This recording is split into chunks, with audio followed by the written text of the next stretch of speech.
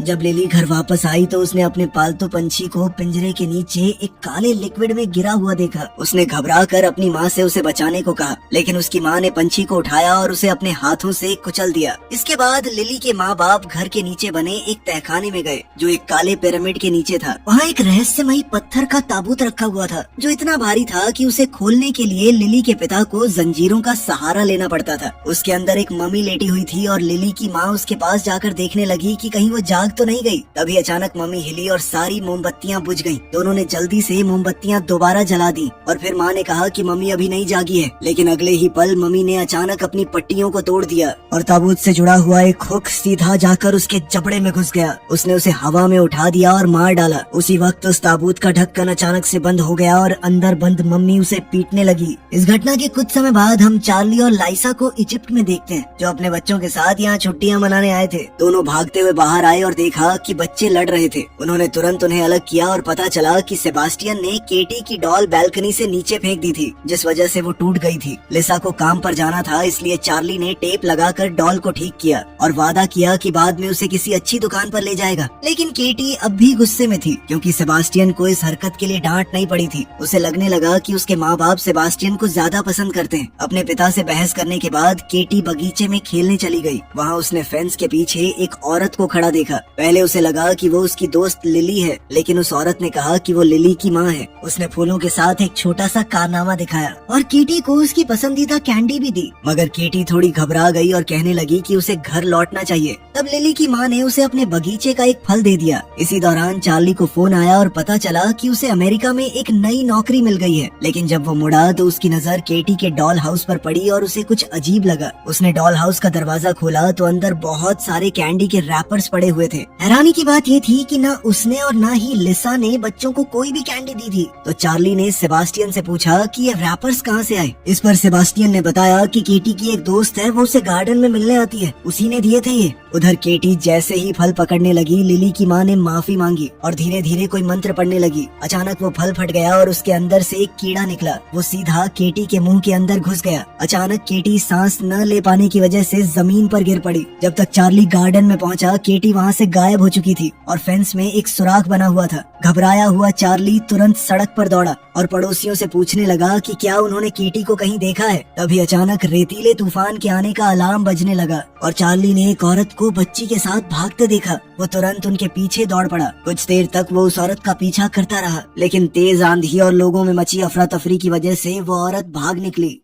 फिर बाद में पुलिस स्टेशन में डिटेक्टिव डीलिया लिसा और चार्ली से बात कर रही थी। दोनों ने उसे बताया कि केटी गायब हो गई है और उसे कैंडी रैपर्स भी दिखाए। डीलिया के बॉस ने उसे पहले परिवार की ही जांच करने को कहा क्योंकि उन्हें शक था कि शायद बच्ची को उन्होंने ही मारा हो। चार्ली को उनकी भाषा थोड़ी बहुत समझ आ गई और वो इस बात से बहुत ज्यादा गुस्सा हो गया। फिर इस घटना के 8 साल बाद हम देखते हैं कि ये परिवार न्यू मैक्सिको में रह रहा था। फिर भी उन्होंने केटी का कमरा बिल्कुल वैसे ही संभाल कर रखा हुआ था। अब उनकी एक और बेटी थी जिसका नाम माँ था और वो पूरी तरह तंदुरुस्त थी। लिसा की कैथलिक माँ कार्मेन भी उनके साथ ही रहती थी। केटी के गायब होने के बाद से ये परिवार कभी छुट्टियों पर नहीं गया था। उधर इजिप्ट के पूर्वी रेगिस्तान में एक लड़का अपनी साइकिल ठीक कर रहा था। तभी उसके पीछे अचानक एक हवाई जहाज क्रैश हो गया। आवाज सुनकर वो जांच करने गया और जंगल के अंदर उसे जहाज का मलबा मिला। पायलट की लाश जमीन पर पड़ी थी और उसके पास एक आंख भी पड़ी हुई थी। जब लड़के ने ऊपर देखा तो को पायलट एक पेड़ में बुरी तरह घुसा हुआ लटक रहा था। ये मंजर देखकर वो बेहद घबरा गया, वहाँ से भागा, लेकिन फिर थोड़ी दूर जाते ही गिर पड़ा,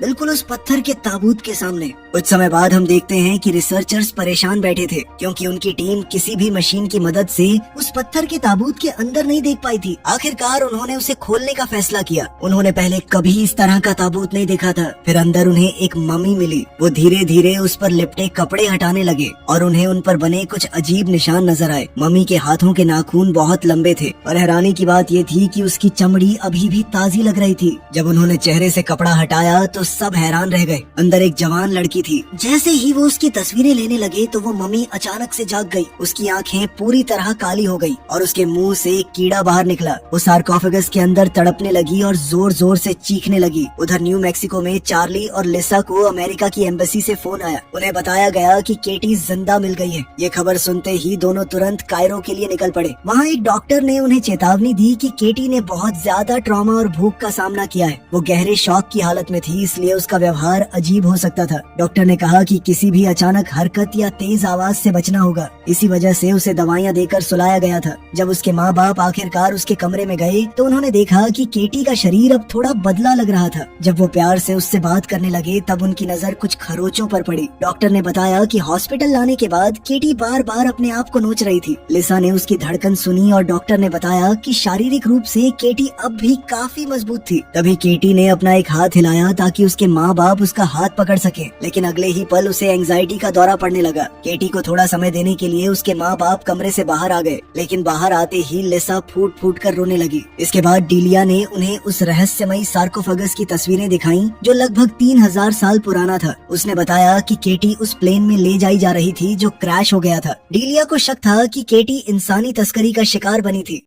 अगले दिन चार्ली और लिसा केटी को घर ले आए। उसे देखकर उसके भाई बहन भी काफी घबरा गए। व्हीलचेयर को मुश्किल से सीढ़ियों पर चढ़ाया गया और केटी को उसके बेड पर लेटा दिया गया। फिर कार्मेन ने अपनी पोती के लिए प्रार्थना की और उसके माथे पर किस किया, लेकिन अचानक केटी सीधी बैठ गई और उसने कार्मेन के सिर पर जोर से अपना सिर दे मारा। उसके बाद उसका शरीर अजीब तरह से पीछे की तरफ मुड़ने लगा और वो बेड के ऊपर हवा में तैरने लगी। फिर उसकी पीठ से डरावनी क्रैक की आवाज आई और वो धड़ से बेड पर गिर पड़ी। अचानक उसका शरीर फिर से तड़पने लगा। चार्ली ने उसे पकड़कर रोक लिया ताकि लिसा उसे नशे की दवाई दे सके। फिर उस रात चार्ली जवाब ढूंढने के लिए सार्कोफेगस और उस पर लपेटे हुए कपड़े की तस्वीरें देखने लगा। उधर लिसा केटी के पास बैठी थी और उसे पुरानी फैमिली फोटोज दिखाते हुए उनकी पुरानी जिंदगी के बारे में बात कर रही थी, लेकिन केटी बस तकिए पर गिरकर चुप पड़ी रही। कुछ देर बाद जब चार्ली अपनी पत्नी को देखने गया तो उसने लिसा को केटी के बेड पर सोता हुआ पाया, लेकिन केटी वहाँ नहीं थी। अब दोनों घबरा कर उसे ढूंढने लगे। इसी बीच माँ की नींद कुछ अजीब आवाजों से खुल गई। उसने तुरंत सेबास्टियन को जगा दिया और जब उसने भी दीवारों के अंदर से आती हुई वो अजीबोगरीब आवाजें सुनी तो वो भी घबरा गया। अचानक ऐसा लगा जैसे दीवार के अंदर कुछ हिल रहा हो। सेबास्टियन ने तुरंत एक बैट उठा लिया, लेकिन कुछ करने से पहले ही उसके माँ बाप वहाँ पहुँच गए। फिर लिसा ने दीवार में बना हुआ एक छोटा दरवाजा खोला, लेकिन उसके सामने से कोई चीज तेजी से भाग गई और वो डर गई। वो दीवार के अंदर घुसी और उसने देखा कि केटी कुछ बॉक्सेस के पीछे छुपी हुई थी, लेकिन जैसे ही केटी ने उसकी आवाज सुनी वो भाग निकली। फिर एक डरावनी चेस शुरू हो गई। इधर चार्ली दूसरी तरफ से आवाजों का पीछा करते हुए उनके साथ साथ दौड़ने लगा। तभी दीवार पर एक बिच्छू रेंगता हुआ नजर आया। केटी ने तुरंत हाथ बढ़ाकर उसे पकड़ लिया और सबके सामने उसे खाना शुरू कर दिया। शोर सुनकर माँ और सेबास्टियन भी वहाँ पहुँच गए। वो बिल्कुल ऐन वक्त पर केटी के कमरे में आए और देखा कि केटी दीवार के अंदर से बाहर निकल रही थी, जबकि उसके माँ बाप उसे संभालने की कोशिश कर रहे थे। लिसा ने हिम्मत करके केटी के मुंह के अंदर हाथ डाला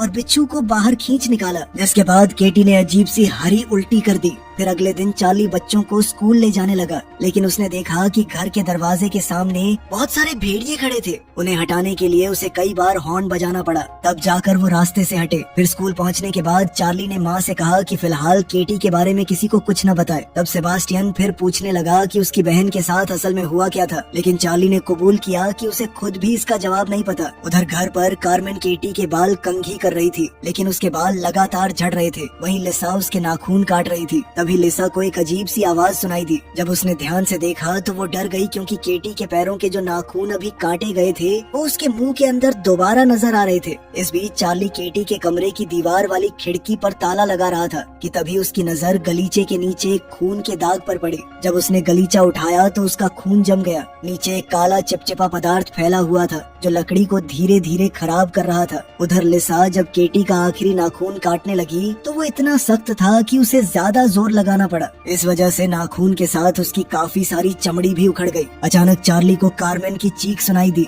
वो तुरंत बाथरूम की तरफ भागा और देखा कि दोनों औरतें जमीन पर गिरी हुई थी, लेकिन केटी वहाँ नहीं थी। तभी एक आवाज सुनकर उसने देखा कि केटी सीढ़ियों से नीचे भाग रही थी। पास में दीवार पर खून से बना एक हाथ का निशान भी था। जब चार्ली ने एक दरवाजा खोला तो उसने देखा कि केटी बहुत दर्द में थी और एक लोहे की रॉड से अपने पैर को बार बार मार रही थी, जैसे वो उसे अलग कर देना चाहती हो। कुछ देर बाद हम देखते हैं कि केटी को फिर से दवाइयाँ देकर बेड पर लिटा दिया गया और लिसा ने उसके पैर पर पट्टी बांध दी थी। चार्ली ने कहा कि उन्हें केटी को किसी स्पेशल हॉस्पिटल में भेजना चाहिए, लेकिन लिसा ने साफ मना कर दिया। वो अपनी बेटी को दोबारा खोना नहीं चाहती थी। तभी दोनों के बीच कॉरिडोर में बहस शुरू हो गई। इसी दौरान चार्ली को एहसास हुआ कि लिसा अब भी केटी के गायब होने के लिए उसे दोष देती है, लेकिन चार्ली ने याद दिलाया कि उसे भी उस कैंडी वाली दोस्त के बारे में कुछ पता नहीं था। ये बात सुनकर लिसा और ज्यादा दुखी हो गई और उसने चार्ली के मुंह पर दरवाजा बंद कर दिया। फिर बेडरूम में लिसा रोते हुए केटी से बात करने की कोशिश करने लगी। वो उससे बोलने के लिए कह रही थी, लेकिन जब कोई जवाब नहीं मिला तो गुस्से में उसने केटी को हल्का सा झंझोड़ दिया। इसके जवाब में केटी ने उसके मुंह पर थूक दिया। वहीं दूसरी ओर बाथरूम में चार्ली को केटी की उखड़ी हुई चमड़ी का टुकड़ा मिला। ध्यान से देखने पर उसे उस पर कुछ अजीब निशान दिखे। फिर अपने डेस्क पर जाकर उसने चमड़ी की परतें अलग की और हैरान रह गया जब उसने देखा कि उस पर बने निशान बिल्कुल वैसे थे जो सार्कोफेगस के कपड़े पर बने हुए थे। फिर अगले दिन चार्ली एक आर्कियोलॉजी प्रोफेसर के पास गया और उसे निशान की तस्वीरें दिखाई। प्रोफेसर ने बताया कि ये तो एंशिएंट इजिप्ट की एक भाषा है, ये तुम्हें कहाँ से मिली? तब चार्ली ने उससे गुजारिश की कि वो इसे पढ़ने की कोशिश करे। उस रात चार्ली केटी का हाथ पकड़कर उसके पास बैठा रहा और रोते हुए उससे माफी मांगने लगा। तभी उसने एक अजीब सी आवाज सुनी। ध्यान से सुनने पर उसे समझ आया कि केटी के मुंह की लगातार क्लिक करने वाली आवाजें असल में मॉर्स कोड थी। चार्ली ने तुरंत नोटबुक निकाली और सारे सिग्नल्स लिखने लगा। फिर वो दौड़कर केटी की पुरानी चीजें ढूंढने गया, जिसमें एक मॉर्स कोड गाइड भी थी। जब उसने मैसेज को डिकोड किया तो वो बार बार सिर्फ एक ही नाम दिखा रहा था, लिली। चार्ली ने तुरंत डीलिया को फोन करके ये बात बताई। डीलिया ने पूछा कि क्या उनके किसी दोस्त या जान पहचान वाले का नाम लिली था या फिर कभी उस नाम की किसी लड़की ने उनसे संपर्क किया था। ये सुनकर चार्ली को कुछ याद आया। उसने पुराने लेटर्स और कार्ड्स से भरा एक बॉक्स खोला और उसमें उसे एक कार्ड मिला जिस पर कैंडी की ड्राइंग बनी हुई थी। कार्ड के नीचे एक नाम लिखा था, लिली। इसी बीच माँ बाथरूम से बाहर आई और उसे केटी के कमरे से एक गाना सुनाई दिया। उसे लगा कि शायद ये आवाज उसकी बहन की है। जब उसने पूछा तो केटी ने मान लिया कि वो अब बोल सकती है, लेकिन उसने माँ से कहा कि फिलहाल ये बात किसी को न बताए। फिर अचानक केटी दरवाजे के पीछे से माँ की उंगलियों को चाटने लगी। ये देखकर माँ डर गई और भाग खड़ी हुई, लेकिन केटी ने कुछ काले जादू के शब्द फुसफुसाए और माँ एकदम से वहीं जम गई। कुछ ही पलों में माँ का शरीर हवा में उठने लगा और उसे सांस लेने में तकलीफ होने लगी। उनके घर की लाइट्स भी लगातार जल बुझ करने लगी और फिर माँ जोर से दरवाजे से टकरा गई। फिर अगली सुबह डीलिया को चार्ली से वो कार्ड मिला। उसने सिस्टम में सर्च किया, लेकिन उसे लिली नाम की कई लड़कियां मिली जिनका सरनेम कार्ड पर लिखे नाम से मिलता था। एक कोलीग की मदद से उसने पता लगाया कि वो कार्ड सिर्फ असवान के रेगिस्तान के बीच मौजूद एक छोटे से पोस्ट ऑफिस से भेजा गया हो सकता था। ये जगह उस प्लेन क्रैश की जगह के भी काफी करीब थी। वहाँ आसपास सिर्फ एक ही और चीज थी, एक नेक्टरीन के फलों का खेत। अब रेगिस्तान के बीच ऐसा खेत होना काफी अजीब बात थी। फिर डीलिया ने केटी के किडनैपिंग वाले दिन की तस्वीरें दोबारा देखी और उसने जमीन पर पड़ा हुआ वो फल भी देख लिया। उधर चार्ली आर्कियोलॉजी प्रोफेसर से मिला। प्रोफेसर ने बताया कि वो अजीब लिखावट वाकई हायराटिक भाषा में थी और उसे एक मम्मी को बांधने वाले कपड़ों पर लिखा गया था। फिर उसने बताया कि उसमें एक नाम बार बार लिखा हुआ था, नास्मारानियन। फिर प्रोफेसर ने प्राचीन इजिप्शियन मॉन्स्टर्स पर हुई एक इंटरनेशनल लेक्चर की रिकॉर्डिंग चलाई। उस लेक्चर के मुताबिक नास्मारानियन एक बहुत पुराना राक्षस था जो परिवारों को बर्बाद कर देता था। वो एक इंसान से दूसरे इंसान में जाकर नफरत फैलाता था। उसे रोकने का सिर्फ एक ही तरीका था, वही शब्द जो उन प्राचीन बाइंडिंग्स पर लिखे गए थे। इन बाइंडिंग्स को उस व्यक्ति के शरीर पर लपेटा जाता था जो राक्षस के कब्जे में हो, ताकि नास्मारेनियन उसके अंदर ही कैद रहे। खैर, उधर स्कूल में हम देखते हैं कि माँ अचानक अपनी टीचर की बेइज्जती करने लगी थी। उसी वक्त घर पर केटी मुस्कुरा रही थी क्योंकि वो अपनी छोटी बहन को कंट्रोल कर रही थी। वहीं इजिप्ट में डीलिया उस खेत तक पहुंच गई। उसने दरवाजा खटखटाया, लेकिन किसी ने जवाब नहीं दिया। आखिरकार उसने पिछले दरवाजे से अंदर घुसने का फैसला किया और घर के हर कमरे की तलाशी लेने लगी। कुछ देर बाद उसे एक पिरामिड मिला और उसके साथ एक चेन मैकेनिज्म भी जो तहखाने का रास्ता दिखा रहा था। फिर डीलिया नीचे उतरी और वहाँ उसने वो जगह देखी जहाँ पहले सार्कोफेगस रखा हुआ था। जब वो वापस घर के अंदर आई और फोन इस्तेमाल करने की कोशिश की तो वहाँ कोई सिग्नल नहीं था। तभी उसकी नजर सामने के खुले हुए दरवाजे पर पड़ी। अगले कमरे में उसे किसी की मौजूदगी महसूस हो रही थी। डीलिया ने तुरंत अपनी गन निकाली और जोर से कहा कि वो पुलिस है। ये सुनते ही वो साया भागने लगा। अचानक लिली की माँ सामने आ गई और चाकू लेकर डीलिया पर हमला करने की कोशिश की। तब अपनी जान बचाने के लिए डीलिया ने गोली चला दी और उसे गिरा दिया। उसके बाद डीलिया ने केटी के बारे में पूछने की कोशिश की, लेकिन तभी उसकी नजर दरवाजे पर खड़ी लिली पर पड़ी। लिली तुरंत भाग गई और डीलिया उसके पीछे दौड़ पड़ी। लंबी दौड़ के बाद डीलिया ने उसे एक चट्टान के किनारे पर घेर लिया, लेकिन लिली लगातार जमीन खोदती जा रही थी। उसे रोकने के लिए डीलिया ने आसमान की तरफ गोली चला दी। तब लिली ने अपने हाथ में पकड़ा हुआ एक बॉक्स दिखाया जो उसने अभी अभी जमीन के अंदर से निकाला था।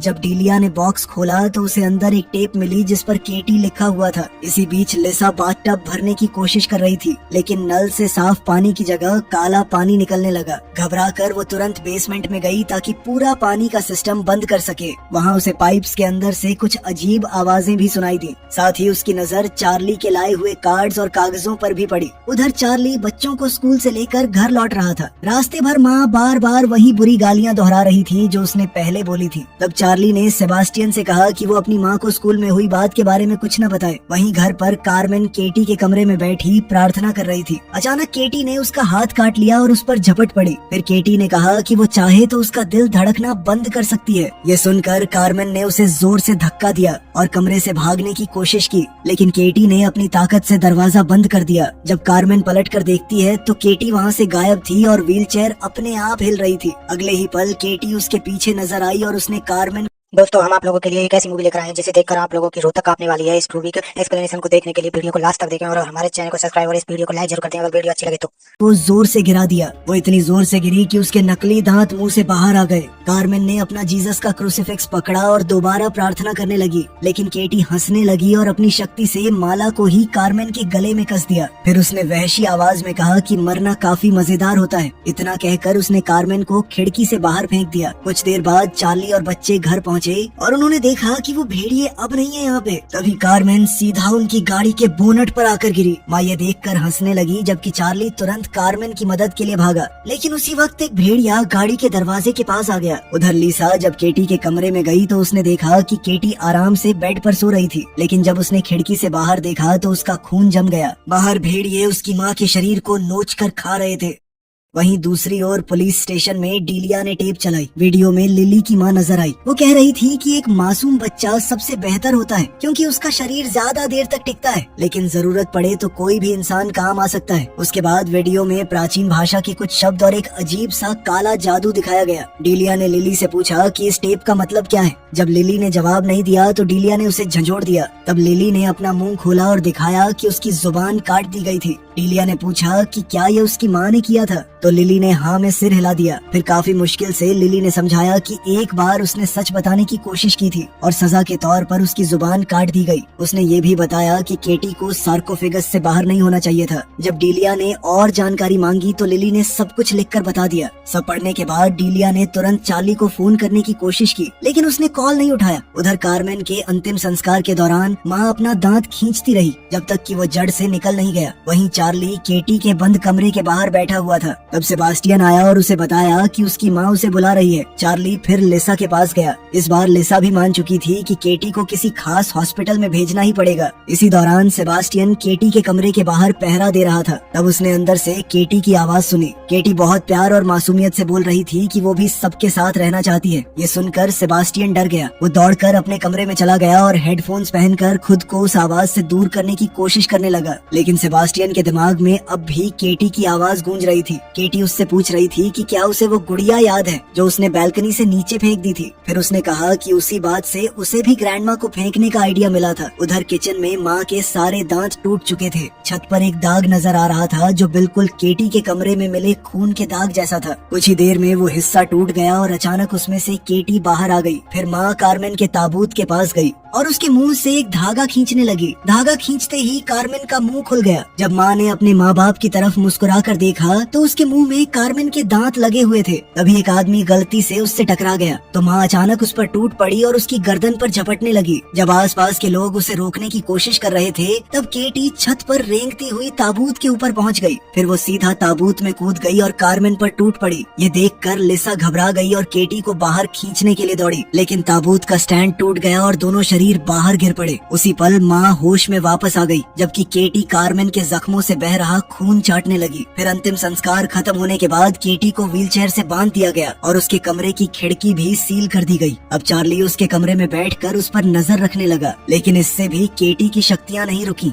वो बार बार सेबास्टियन को अपना सर बेड से टकराने पर मजबूर कर रही थी। उधर लिसा सामान पैक कर रही थी और माँ लगातार उसे बुरा भला कह रही थी। वो कह रही थी कि लिसा एक बुरी माँ है। तभी अचानक केटी की व्हीलचेयर हवा में उठने लगी और इसी दौरान घंटी बजी। दरवाजे पर डीलिया थी। वो अपने साथ वो टेप लाई थी और लिली की माँ ने जो कुछ कहा था उसका मतलब समझाने लगी। उसने बताया कि एक शरीर लंबे समय तक राक्षस को रोक नहीं सकता, इसलिए राक्षस को कैद रखने के लिए बार बार एक नया शरीर तैयार करना पड़ता है। जब से उनके परिवार को ये श्राप मिला था तब से 82 बार मम्मी बनाने वाला काला जादू किया जा चुका था। लिली की माँ ने ये वीडियो इसलिए रिकॉर्ड की थी ताकि आने वाली पीढ़ियां भी इस प्रक्रिया को जारी रख सकें। वीडियो में फिर केटी को सार्कोफेगस के ऊपर लटकाया हुआ दिखाया गया। उसके पास पिछली मम्मी भी रखी हुई थी। जैसे ही लिली की माँ मंत्र पढ़ने लगी, मम्मी जाग उठी। उसके मुंह से एक काला लिक्विड निकला जो उसने केटी के मुंह में थूक दिया। इसके बाद सब लोगों ने केटी को जादुई कपड़ों में लपेट दिया और उसे सार्कोफेगस में बंद कर दिया। डीलिया ने समझाया कि राक्षस को जमीन के नीचे कैद रखना होता है, लेकिन अब वो आजाद घूम रहा था। उसी वक्त केटी ने अपनी शक्तियों से सेबास्टियन को अपने पास बुला लिया। फिर सेबास्टियन खिड़की तोड़कर उसके कमरे में घुस गया। फिर उसने केटी की मदद की और उसके शरीर से सारी पुरानी चमड़ी हटा दी, जिससे उसकी नई चमड़ी बाहर आ गई। उधर लिसा अपनी बेटी को बचाने के लिए घबराहट में दौड़ रही थी, मगर इसी बीच डीलिया ने कोई आवाज सुनी। उसे पता नहीं था कि कार्मेन अपने ताबूत से बाहर आ चुकी थी। अब डीलिया तुरंत ऊपर भागी और लिसा के साथ मिलकर कमरा खोलने की कोशिश करने लगी। बाहर एक भयानक तूफान पूरे घर को घेर चुका था। वहीं लिविंग रूम में चार्ली अब भी टीवी के सामने सन्न बैठा हुआ था। तभी उसने एक आवाज सुनी। जब उसने पलट कर देखा तो उसके होश उड़ गए। उसने देखा कि कार्मेन वहाँ बैठी अपने ही अंतिम संस्कार का खाना खा रही थी। कार्मेन ने फिर चार्ली को गंदे इशारे करके अपने पास बुलाया, लेकिन उसी वक्त चार्ली को लिसा की मदद के लिए चीखने की आवाज सुनाई दी, इसलिए वो तुरंत वहाँ से भाग गया। उधर लिसा और डीलिया मिलकर दरवाजा खोलने की कोशिश कर रही थी। वो सफल होने ही वाले थे कि तभी केटी की ताकत ने उन्हें पीछे धकेल दिया। फिर कुछ पल बाद दरवाजा अपने आप खुलने लगा। जब दोनों ने अंदर देखा तो केटी अपने पूरे राक्षसी रूप में हवा में तैर रही थी। फिर केटी तुरंत चार्ली पर झपट पड़ी। उसने उसकी चमड़ी का एक टुकड़ा काट लिया, लेकिन बाकी लोगों ने उसे खींचकर पीछे हटा दिया। बदले में केटी ने डीलिया को जोर से धक्का दिया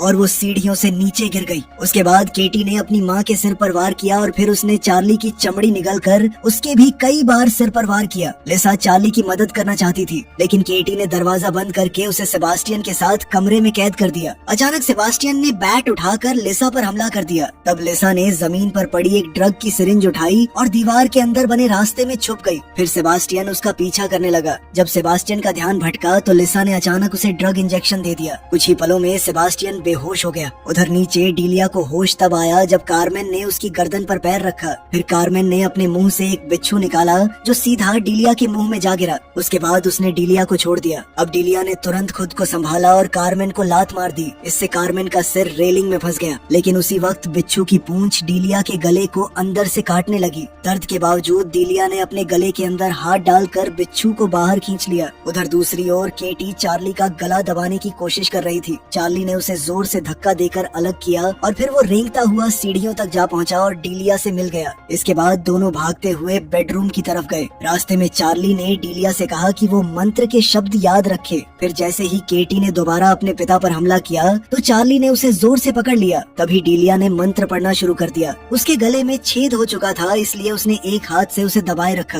अब केटी लगातार तड़प रही थी और वो खुद को नोचने लगी। आखिरकार चार्ली ने उसे जोर से जमीन पर गिरा दिया। तभी लिसा भी कमरे में आ गई। चार्ली ने उसकी तरफ देखकर माफी मांगी और अगले ही पल केटी ने अपने मुंह से सारा काला लिक्विड चार्ली के मुंह में उगल दिया। इसी के साथ राक्षस दूसरे शरीर में जा चुका था। चार्ली और केटी दोनों एक साथ जमीन पर गिर गए। वो दोनों एक दूसरे का हाथ पकड़े हुए थे। फिर कुछ देर बाद केटी को होश आया और इस बार उसने अपनी माँ को नॉर्मल आवाज में मॉम कहकर बुलाया। कुछ समय बाद हम देखते हैं कि चार्ली को तहखाने में एक ताबूत के अंदर बंद कर दिया गया था। अब बिल्कुल नॉर्मल दिख रही केटी ने उस ताबूत पर मॉर्स कोड के जरिए नॉक किया तो अंदर से चार्ली ने भी मॉर्स कोड में ही जवाब दिया। उसने अपने परिवार को बताया कि वो उनसे बहुत प्यार करता है। इसी बीच उन्हें पता चला कि लिली की माँ अब भी जिंदा है और वो हॉस्पिटल में भर्ती है। फिर एक दिन दोपहर को लिसा उससे मिलने आई। उसने चुपके से उसे नशे का इंजेक्शन दे दिया। फिर डीलिया व्हीलचेयर पर बैठे चार्ली को लेकर आई और तीनों ने मिलकर राक्षस को लिली की माँ के अंदर भेजने का जादू शुरू कर दिया। तो आपके हिसाब से क्या उन्होंने सही किया? कमेंट्स में जरूर बताना। मिलते हैं अगली वीडियो में।